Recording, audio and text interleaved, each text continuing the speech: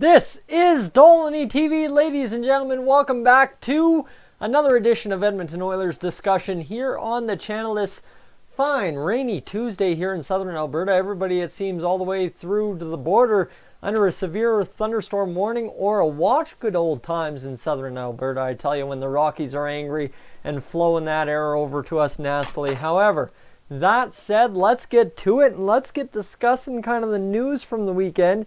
I've already given you my 2 cents on Jesse Puljujärvi yesterday in the talk about Mr. Derek Brassard. However, today I want to kind of address something that maybe flew under the radar a little bit over the weekend at the World Junior Summer Showcase when Ken Holland stepped on to the TSN hockey set and talked a little bit about his remaining plans, his comfort level, all that kind of deal with the Edmonton Oilers and what comes forward, what's gone on, and where we sit going into this final stretch of 26, 27 days before we get the rookies out on the ice and we get talking 2019, 2020 Oilers hockey, obviously, right?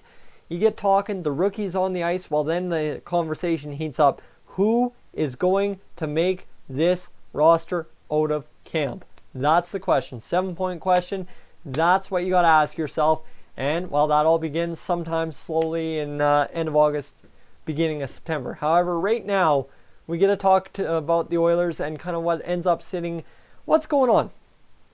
What's going on with the Oilers in terms of what remains? Well, what remains, ladies and gentlemen, do I need to remind you of what I've already talked about briefly in this video? Jesse Puljujärvi. Does he play in Europe? Do we trade him? Obviously, that has roster ramifications. Do we trade him? What do we get for him? What do we bring in? How does that shape the roster? What does the competition look like at camp because we've traded Jesse Puljujärvi or because he's in Europe? What does that change, right?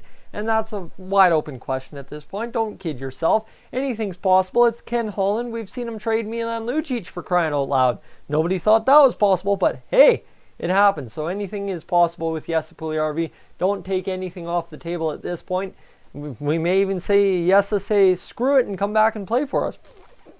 He's said a lot of things. His agent said a lot of things. Ken Holland said a lot of things. A lot of things have been said and done. But as far as we go with Jesse Puljujärvi, who friggin' knows? Let's be serious. It is wide open at this point. So that's point number one, right? Obviously, that's the last big remaining overarching thing from way back when, April 6th, when the summer began. That's way back when. Obviously, we've had day one of the offseason and stuff like that, but overarching, that is number one. Well, now, number two. Number two is Ken Holland's kind of anxious to get into training camp, and it seems as though he's almost done with making roster moves, if not completely done with making roster moves. The reason I say almost done is I don't think any GM would ever rule out the possibility of not having a PTO or two at training camp. And that's to my discussion last night. Derek Brassard, he may be asking whatever figure you can find on the internet. Problem is, he doesn't have a job, and it's August 6th. So it's coming time for a lot of guys in the NHL that if they don't find a job in the next 2 weeks, they're going to be signing PTOs. And I don't care if they sign PTOs and sign for $4 million after the camp. Fine, dandy, that's the way it goes. But a lot of guys are going to be getting desperate for jobs here, and they're going to start finding out there isn't a market for them, and they're going to have to go and sign somewhere for a PTO, and that's the way it works. Well, after August 1st in the NHL, that's right, the way it goes. Who would have thought you get league minimum Alex Chiasson and he scores that many goals for us, 22 this year? Who would have thought, right? That's way out to lunch kind of numbers, but it worked out, and now he's got his job, and that's the way the ebbs and flows of the NHL go. I can explain it a million ways to Sunday, or I can move on to my real point. I'm already 4 minutes and 25 seconds into today's video, and I haven't made my actual point. My actual point being, if this is it, if the last thing on the list is a Jesse Puljujärvi move, and that is it, that is all, when we go into camp on whatever date camp opens, I'm not even sure. I don't know if I've done the research, if that date's out there, whatever. Guys are going to start skating on probably about September 8th or so. But when you get going, right? When you get going, if this is it, that's the last thing on the table, are you, as an Edmonton Oilers fan, considering what has happened this summer, satisfied? I'm not saying pleased, satisfied. Satisfied meaning okay. It's all right. It's good enough. Good enough, the key term. That's what I'm asking. Not, are you over the moon? Are you great? No. Are you okay? Are you saying good enough for this Edmonton Oilers offseason? It's August 6th. Don't kid yourself.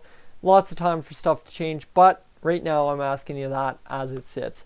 So, Mitch Callahan, Alex Chiasson, Kevin Gravel, Alex Petrovich, Ryan Stanton, Anthony Stolarz, Colin Larkin, Robin Norrell, Ty Ratty, Tobias Reeder, Tyler Vessel, all out the door. Those guys all left the door on restricted or unrestricted free agency, not tendered contracts, the RFAs, so they became unrestricted free agents. Those guys all gone.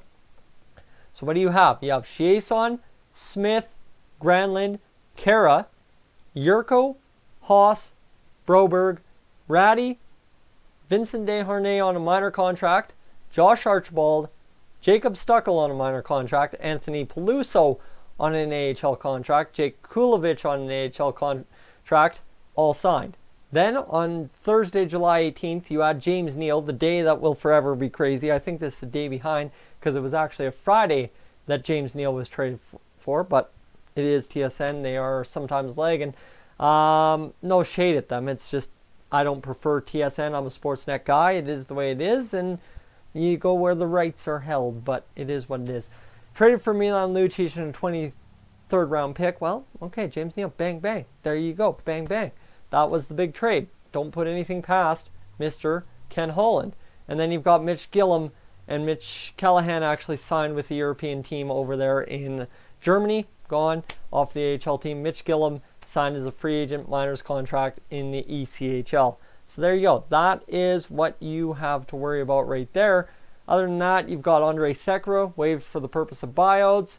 Then you have Patrick Russell re-signed. You had Braden Christopher signed somewhere else. Shane Sterrett re-signed. Brad Malone re-signed. Joseph Gambardella signed. Joakim Nygaard signed for 1 year. Rodriguez signed to his entry level. Logan Dave signed for a year. And of course, Ryan McLeod signed to his entry level.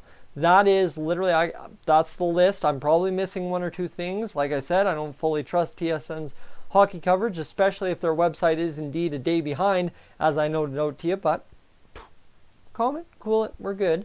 As that's what Ken Holland has changed about this Oilers roster. So if you would indulge me for a second here, and let me go talk quickly about the cap-friendly roster as it sits. I made a note on Twitter. Literally, right now as it sits, the Oilers are primed to have at least 8 different forwards in their opening lineup than they did on opening night in Sweden last year. Connor McDavid, Leon Draisaitl, Nugent Hopkins, James Neal, Sam Gagner, Chiasson, Kazian, Granlund, Kara, Brodziak, Archibald, Nygaard, Yurko, Cave, and that's it. Those are the guys we have up front signed. Those are your big NHL quality forwards at this point. Oscar Klefbom, Adam Larson, Chris Russell, Darnell Nurse, Brandon Manning, who we got to find a solution for, currently listed on the NHL roster on cap friendly due to the structure of his contract, Matthew Benning and Joel Persson. Obviously, we know we're going to find a different 7th defenseman than Brandon Manning, but hold your horses right now as it sits. Mikko Koskinen, Mike Smith. Those are the guys left over in net. And then you've got the buyout of Sekera, you've got the retained salary of Milan Lucic. You've got Gaetan Haas, you've got Cooper Marody, Kyler Yamamoto, Ryan McLeod, Tyler Benson. That's about it. Well, obviously you got Brad Malone, Patrick Russell, Josh Curry, and Joseph Gambardella in the AHL as guys who could make this roster. In the AHL, you've got Evan Bouchard, Dmitry Samarukov, Logan Day, William Legason, Caleb Jones, Ethan Bear as guys who could possibly see time in the NHL this year. Samarukov, do we actually see him in the NHL? Probably not. Bouchard, probably not for half a season, but it is the way it goes. And then in the AHL, you've got Rodriguez, Skinner, Wells, and Sterrett all competing for big time net time in the AHL. I think you got to find a solution. My pardon, Rodriguez will be in the CHL this year, but you understand where I'm going, right? You got 3 goaltenders competing for crease time. You can use them in the ECHL, but I highly doubt you use a goaltender of Stuart Skinner's stature in the ECHL in his 2021 season.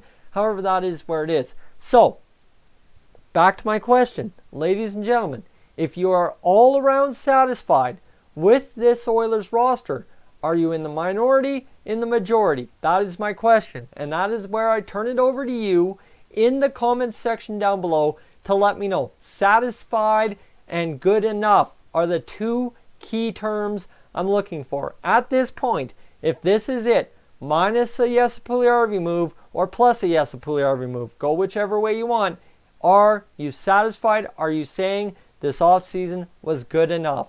Let me know in the comments section down below. Guys, I'm Tyson. This is Dolynny TV. Make sure, as I always try to put that graphic up, I sometimes forget, to hit that subscribe button if you're new. Join the community, because what I want to do is I want to go into that NHL season, that 2019-2020 season coming up, and I want us to have the best live streams on YouTube. I want us to have the best time on YouTube, and I want us to have the best Oilers discussion possible, and we can't have that unless we have every single Oilers fan that sits on YouTube in here in the comments discussing with us every single day. Guys, I am up on out of here.